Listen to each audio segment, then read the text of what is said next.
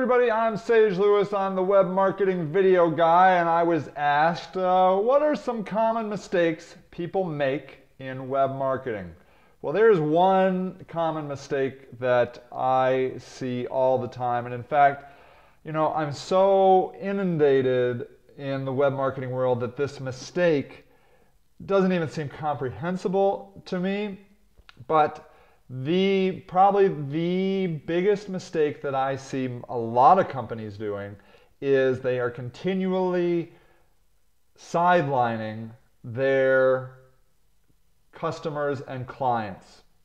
And by that, I mean they are not actively getting them involved in their marketing message. And I'm talking about allowing them to comment on your website, getting you involved in the social media sites like Flickr and YouTube and Facebook and MySpace, and allowing your customers and clients to interact with you there. It's something I'm doing so often these days that I don't even really realize that I forget that people aren't doing this, but I think most companies are not doing this. So what I wanted to do was I wanted to show you some examples of how people and companies are utilizing their customers.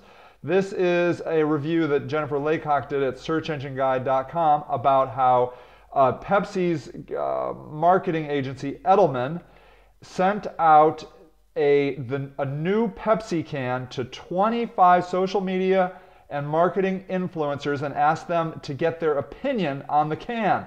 So basically they said, here's our can, tell us what you think about it. And that is pretty interesting. If you can imagine that they're just sending out test things to people to actually put on their blog and talk about any way they want. And Jennifer, as an example, didn't really like the new Pepsi can. She thought it was a little plain. Check out what HP did. They have a website called 31 Days of the Dragon. And what they did was they took 31 HP laptops and gave them to 31 bloggers and had them give away these laptops any way they wanted. They can run their own competitions, and so there'll be different rules for each site. They just opened it up to these bloggers to put these websites, or to give away these laptops any way they wanted. And that is incredibly innovative and interesting, and it created a lot of buzz. Perhaps you have seen the Fastlane blog. This is GM's blog, originally set up by one of the co-chairmen of GM. And this is a blog where they talk about all different kinds of issues, and you can comment directly on this blog about your feelings on GM. They have all sorts of comments on this blog, from customers to shareholders to employees. Everybody can comment on this site, and let me tell you, they're pretty candid in what they say. Look what Zappos has done. Zappos is primarily a shoe store online. They have a section of their site dedicated specifically to Twitter. Twitter is a place where you can send out little snippets of information to your followers, and the CEO of Twitter the CEO of Zappos, is a big Twitter fan. And so this section of their site, twitter.zappos.com, is all of the tweets from Twitter users of employees of Zappos. Really, really exposed there. Here is the blog from Southwest, blogsouthwest.com. It's called Nuts About Southwest. And again, a lot of interaction from visitors on this particular site. Now you might say, well, Sage, that's all good for shoe stores and airplanes, and that's good, but I have a really serious business. Well, do you have anything more serious than the State Department? The State Department has created a website called DipNote, the U.S. Department of State official blog. And they have videos, photos, and again, you can comment on these directly, all of your opinions about the State Department. And here, look at this. This is a video that was just put out from the U.S. State Department spokesman, Sean McCormick, and he answers questions asked by participants during a briefing 2.0.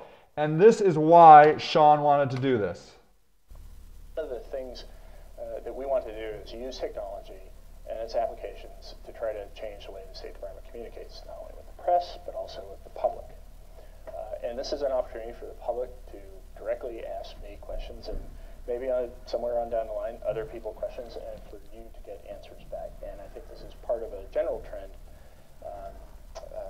in the way that government and its publics communicate with one another.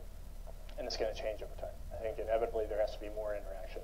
There can't be all this change and ferment going on outside the walls of government, and then government kind of continuing to operate as it has for the past 200 years. So that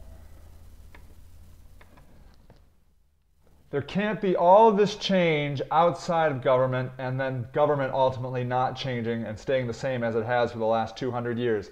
And those are words to live by as far as a business is concerned. These are trends that we are seeing worldwide, that we know customers want to be involved in the brands, with the brands that they utilize. And so you need to start thinking about how you can use these social media platforms and how you can get people involved in your marketing message, because they are requiring it. Your customers and clients are requiring that you get involved with these. And if you don't do it, your competitors will. So there you go. That is something that I think is a big mistake a lot of companies are making, and really we need to start thinking about how we can get involved and get our customers and clients involved in our marketing message. Okay, everybody, I'm Sage Lewis, the Web Marketing Video Guy.